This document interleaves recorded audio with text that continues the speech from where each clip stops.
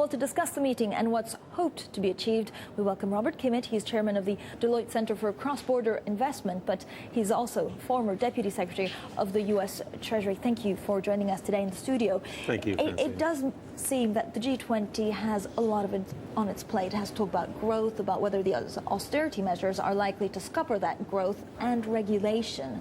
Are you confident that they'll be able to have at least one voice to handle all of this?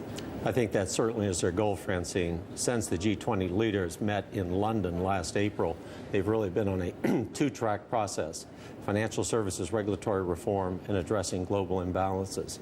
And I think that finance ministers and central bank governors this weekend, and then the leaders 3 weeks from now in Toronto, will be addressing both sides of that, in my view, against two themes: balance and coordination. You have to balance increased regulation with market discipline. You have to balance economic growth with fiscal discipline. And you've got to do it on a coordinated basis, not just in the transatlantic space, but globally. But it does seem that we're almost losing the political will to have a coordinated action. I know the IMF head actually told me that because we're almost in a recovery phase, well, that regulation is far behind us. I don't think so. If you take a look at the fact that we're very likely to pass financial services regulatory reform in the United States this month, I think we'll see significant action in Europe this summer. I don't think the momentum is lost. But I will say that I think it's good that the G20 is moving to Asia, because so far the formulation has been at the G20 level, but the implementation has been largely transatlantic.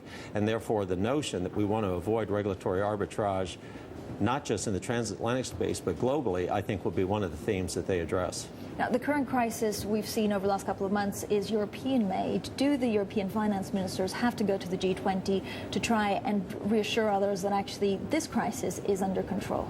I think that will be an important agenda item at the G20. Indeed, the Japanese finance minister recently said that that will be an opportunity for the European finance ministers to lay out their plan and how they intend to implement it. But I think it will go beyond that, too. There are a number of other issues: capital adequacy standards, global financial regulation, and how to deal with distressed institutions and resolve them on a cross-border basis. Now, Robert Kimmitt, you were also U.S. ambassador to Germany. How do you view Germany handling this crisis? It seems that they were dragging their feet and therefore making it worse. Is this a fair accusation? I don't think that's a fair accusation. I think that any time one addresses a crisis, you have to look at it from a national, regional, and global perspective. Certain steps that Germany took made sense in a national setting, but I think they're working hard now to be part of a European consensus. And both in the G7 and the G20, I think the Germans and Europe are trying to be part of a global response, because after all, we're talking about global financial services. This is a sector that is borderless. It is frictionless in many respects because of the trading, because of great technology like at Bloomberg and elsewhere, and therefore the only solutions are coordinated global solutions.